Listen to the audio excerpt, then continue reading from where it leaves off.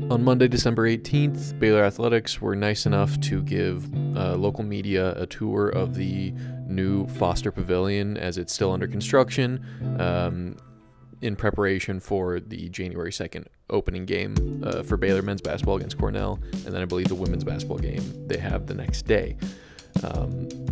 They showed us around, they showed us kind of where we would work, and we got to see what the stadium would be all be about. Henry Howard, the Associate AD for Capital Projects, led the tour and answered questions along the way. So I really hope y'all enjoy your little look behind the scenes that you'll get here in this video. Please bear with the loud construction noises throughout.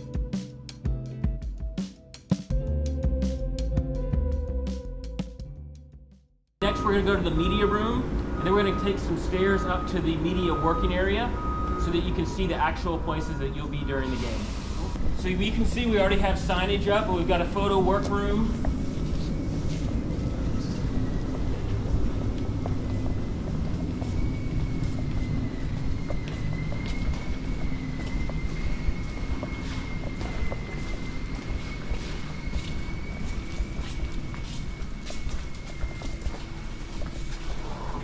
Hello. Come on in, there's plenty of room.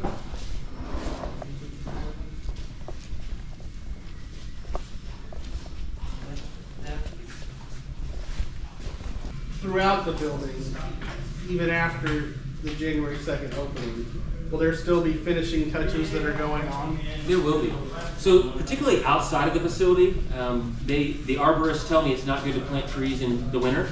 So we're going to have some trees that still need to be planted, some landscape that still needs to be planted. You probably, when you walked up or drove up, you saw University Parks. It looks like it has a ways to go. But working with the city of Waco, they've assured us that there will be a temporary solution. It may not be the permanent solution to University Parks. And then just as a reminder, and you probably all know this, but the Development Center, which is connected to Foster Pavilion, it won't be ready until August of, actually it'll be ready a little bit earlier in the summer, when the student athletes will move into where they have locker rooms, weight room, training room, hydrotherapy areas.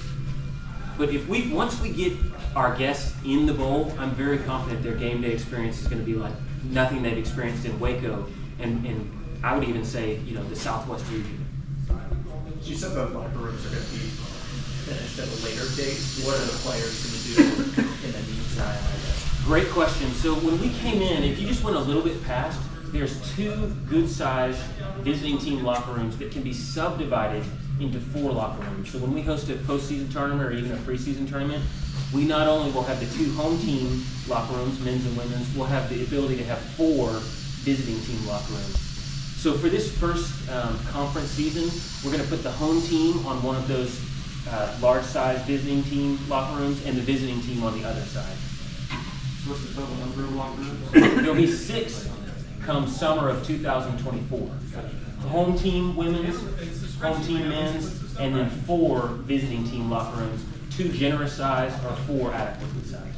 And those first 2 that are going to be ready, are those the home team ones or 2 of the visiting ones? So the home team will utilize 1 generous sized visiting team locker room or auxiliary locker room that can be subdivided into 2. And how they'll use it, they may put the trainers on one side, the team on the other, and then the visiting team will be in the other side. If we were using directions, we're in the north end of the building. I anticipate the home team will use the west side, the visiting team will use the east side. We're basically in the north end of the arena. We're looking south. So just to give you kind of oriented on a game day, you will see the gold telescopic seating that will be pulled out. The home team will sit in the northeast corner. The visiting team will sit in the southeast corner. The students, there will be about 200 students sitting directly behind the visiting team and the scorers table. There's actually additional student seating in the section that's directly across from me in the southeast corner, and then the band will sit in the southwest corner. So we're hoping that the visiting team is surrounded by students, band, and they can't hear anything their coaches are telling them. The camera angle will shoot from west to east. The capacity is 7,500, 700 seats, 500 standing room only. There are custom ANC video boards on each inline, and then you'll notice that there are ribbon boards on every side of the facility, the north, the south, the east, and the west on the mezzanine level.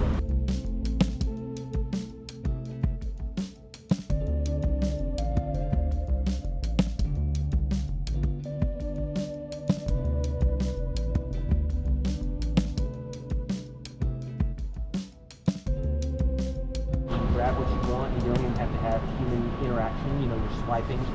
Then we have two at mid-court. Those are massive stands, much bigger than, similar to a playing stadium. You know how large those are. Those are at mid-court.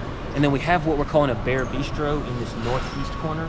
It's pizzas warmed up. It's really open, so the guests can actually see the food being cooked right there in front of them, see it, smell it. So we have 5 concessions.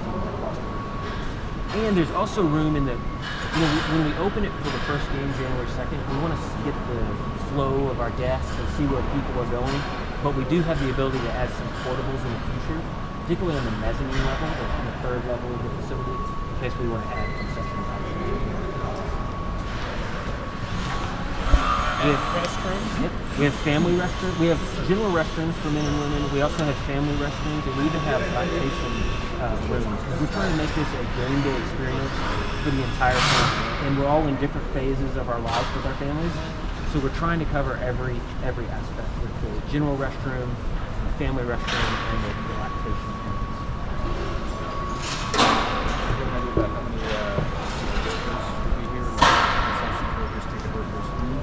Yes, so let me think about that. We have event staff, ushers, ticket takers, people helping to get to your seat. We have parking staff, and then we have reception staff. I would anticipate around 300 to 400 workers. And we're rolling out the red carpet. I know, like obviously the capacity, you know, going now about 5,000 or 6,000, right? From the Ferrell Center to this, or yeah, it's going from 10,500 to 7,500, so it's about 3,000. Okay, yes, gotcha. And so I guess that kind of takes, like, they wanted the game day experience just to be louder, kind of like, you know, some like a Duke type of feel, atmosphere, something like that. Was that kind of, you know, the idea behind the design and everything? It was. Matt Rhodes, our athletic director, he really challenged us to have a pavilion field house feel, and so we toured several institutions to just kind of get what they have done in the past, and then we added state-of-the-art technology to it. But our guests, the furthest guest at the pavilion is 54 feet closer than the furthest guest at the Ferrell Center. So we're really excited about how the guest will be on top of the action, really impacting the outcome of the game. Yeah, and then with the students, I know they have like individual seats versus standing room, correct? How, do you think that will change the experience, or do you think it'll make it even better with like students being in the spot? I mean, how do you think that'll kind of change the experience from the student section side? We rely on our students to impact the game, so we're very excited that they're going to be directly behind the home and the visiting team bench. They'll also be on the southeast corner, closest to the visiting team bench, and then we've got the band, who, as you know, are made up of students. They're on that south end as well. So we're hoping that between the students directly behind the bench, the students at the end of the visiting team bench, and the band, that the visiting teams are going to have a hard time even hearing the coaches and the instructions. But we think it's going to be an amazing experience for the students because they're so close, and very impactful for the teams. That's awesome. I noticed the design, the 1845. I think that looks super clean. What were y'all kind of toying with other things to go in the court, or what were some of the other ideas? Yeah, well, that's a reference to when the university opened, obviously. So we've got that. We've also got a reference to the national championships, the 4 national championships on the sidelines, 3 women's, 1 men's. We've got the Foster Pavilion namesake on the court, and then this, obviously, the Waco, Texas, for when cameras are catching the sideline view. But there have been a lot of renderings. Mac Rhodes and Jovan Overshone were instrumental in reviewing those options. But we hope we have a court design it's simple, yet it's impactful to the broadcast and to our guests in the stadium. Absolutely. And then in terms, I guess, the game day experience outside, like this area, what made this area kind of the best option for this to be built? It really brings Baylor campus, you know, west of I-35, so we're very excited about that. It gets us closer to downtown. I've seen City of Waco renderings and publishings that they're going to add 2 restaurants in the area. So it really just makes a vibrant experience. You know, the Ferrell Center is an amazing facility. but you didn't quite have that atmosphere, that kind of that downtown city feel. So we're hoping that our guests will not only come for game day, but come a few hours early, stay a few hours late, and really make a day of the event. Yeah. And then did any of the coaches or team, do they have any input in terms of the design, and what are kind of their thoughts of how the Foster's looking so far? Coach Cullen and Coach Drew have had many sessions with us reviewing plans, so they had a significant impact in the design, particularly of the Development Center, which is going to open in summer of 2024. But every inch of the locker room, the film room, the weight room, the medical training room, their offices, they had a significant impact in, because we wanted it to feel like home for them. It's awesome. Yeah. As far as the game day experience inside here, what can the hardware here do that maybe the Ferrell Center hasn't been capable of? How will that kind of take that step? Sure. Well, we have speaker arrays that are state-of-the-art for sound. Not only will the sound be coming from the center and towards our guests, but we've got acoustical panels and acoustical baffles that are really going to send that sound back towards the court. So we're hoping that it's very challenging for the visiting team to hear themselves. We've got 2 custom inboards from ANC, and so those boards are going to show highlights. They're going to show stats, in-game, activities that they'll be on the inline, so they're not distracting from what's going on at center court, but they still supplement the game day and the guest experience. At the Foster Pavilion, we have a dedicated kitchen and commissary. At the Ferrell Center, we had no way to cook food. Here we're going to cook not only the general concession food, but the premium area foods on site. So we're hoping that it's fresher and better for our guests. Awesome.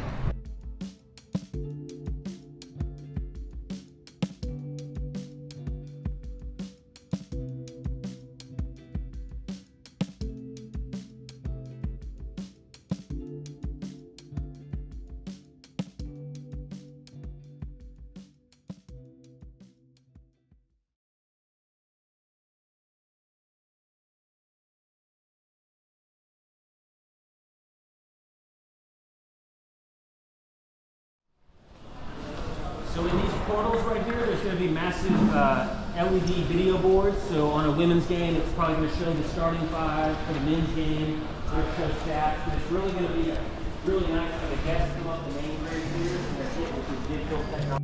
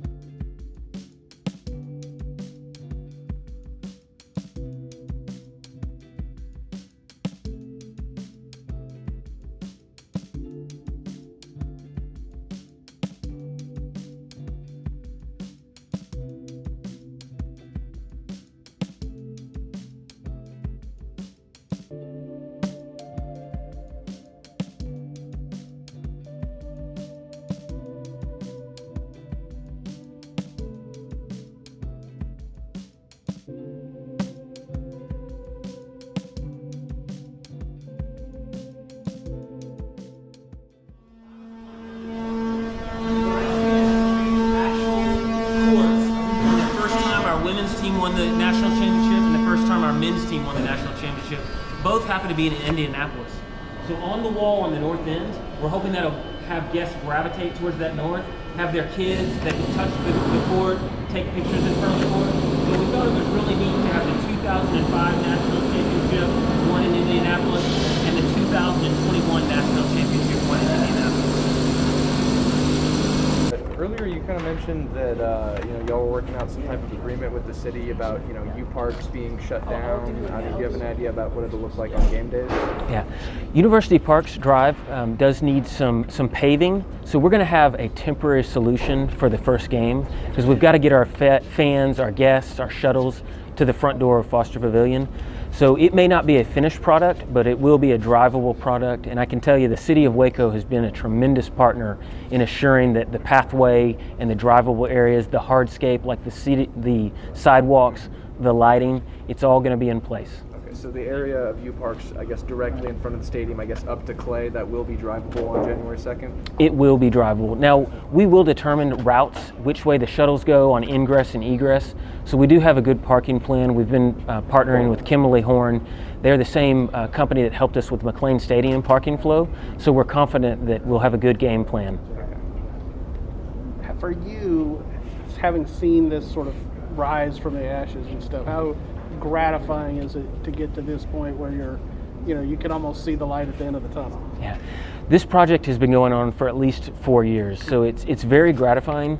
If Mac had told me a couple years ago that, hey, you're going to get to open McLean Stadium, and oh, by the way, you're going to get to open Foster Pavilion, and on top of that, you're going to get to open Fudge Football Development Center, I probably would have passed out.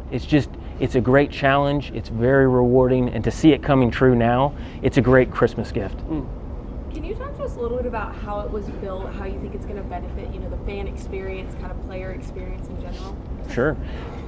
We have partnered with a company called AECOM. They're the architect of record. And then we've also been working with Austin Commercial. Austin Commercial helped us build McLean Stadium. So we had a lot of confidence in our architect. We had a lot of confidence in our construction manager. But it's really all coming together here now at the end of the year, ready for the new year to open. To me, it's unlike an experience that we've ever had. The Ferrell Center has approximately 2,000 spots around to park. It's very horizontal in nature. Foster Pavilion, it has more of a downtown feel, and it's very vertical in nature. So there's advantages and disadvantages to that. We're going to focus on the advantages of having the guests right on top of the action, really impacting the outcome of the game for Coach Drew and Coach Cullen. One of the things that we've heard a lot is, it's going to be such a home court advantage, because of that, the fans being right on top of you. How do you sort of measure acoustics and things like that? I mean, some of that you probably won't know until people get in here, but is there a way to sort of judge the acoustics of the building? Yes, sir. We've consulted with a company called Edibri. Now they've changed their name to Solis O'Brien. They actually measure decibel levels. Every inch of this building has been tested, measured. There's acoustic baffles to make sure that the sound is reflecting back towards the court, specifically at the visiting team areas, but there are actually ways to measure sound, and I'm not a scientist, but I can assure you that they have measured every decibel of every square foot of the bowl. And so the idea is that it would be louder than the Ferrell Center. It will be louder at the right times. We don't want to distract from what's going on the court, but when it's time to celebrate a dunk or a 12-0 run, we want to make sure that the decibel level is at its highest, so that the visiting team has trouble telling them how to make adjustments for the home team. You can look more towards the center. You don't have to look down when you're answering the question. But obviously the fan support and the excitement has kind of been ramping up as this gets closer to finishing. Kind of what have you seen from the fans, and how excited are you, and from an administrative level, to kind of deliver on that? Yeah. I'll tell you, I've been focused on completing the facility, making sure every aspect is ready to go. But I can tell you from my friends around town, text messages, questions that I get from John Morris on the radio show, the excitement is at an all-time high. And I'm just really excited to open those doors a little bit earlier on January 2nd and let the guests come in, circulate the building, see the signage that we have, but then get in their seats for game day to really impact the outcome of the game. You get a day off January 4th, or we have several projects on the horizon. We've got Fudge Football Development Center, so my supervisor tells me I can take a break in summer of 2024, so I'm looking forward to that summer break. But it's a great problem to have, so we're very excited. I know it's going to obviously attract many fans, but even one thing a lot of people talk about, it's going to just be a huge plus for the recruiting side, for the teams. Have you had any maybe input or feedback from the players, coaches about just how it's going to help these two programs overall moving forward? Yeah, we gave a couple student athletes a tour, a sneak peek of what they'd be walking into. Both teams are going to have some home team practices on the main court, so that the first time they walk into the building, it's not their first time. I can only imagine the impact it's going to have on recruiting. I leave that to the coaching programs, but I can tell you we've got some features in the practice gyms, some massive video boards that are not only going to help with recruiting because we can show highlights, it's going to impact the day-to-day training. The coaches can literally film practice, stop practice and say, hey, that's a great way to set a screen, or hey, let's work on this, and they can show them on a massive board that's approximately 15 feet by 40 feet. Wow. So I know that board, and then what are some of the other maybe unique features about the design, the facility, maybe even like some of the luxuries that are going to be in the Foster? Sure. I want to start from the outside and kind of work my way in. We have some beautiful coaching offices that the recruits will come to, and they'll overlook the Brazos River. It's catty-cornered from McLean Stadium and the Hurd Welcome Center. So I don't think there's any way you can drive through Waco and not know you're on Baylor campus and close to the athletics facilities or the Welcome Center. So I think that's going to be a big impact. And then inside the facility, we just have state-of-the-art technology. We have a system called Shot Tracker. It actually tracks the arc of the ball, and it counts how many baskets you've made. So whether you're practicing on your own at 11 o'clock at night or you're in practice with the coaches, we've got technology that's just going to help the student athlete improve their individual game to ultimately help the team. You mentioned, this has been in the works 4 years. I think it first got unveiled about 4 years ago, and it was kind of announced with the renderings.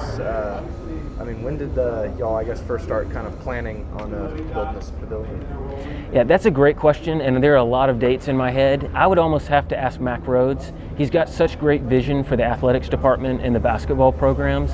It has to at least be 4 years ago, but if you ask Mac, it might have been 6 years ago or 5 years ago. So he's just really has inspired this team to meet the deadline and ultimately, have a facility that's state-of-the-art to help us win conference basketball games. Well, all right.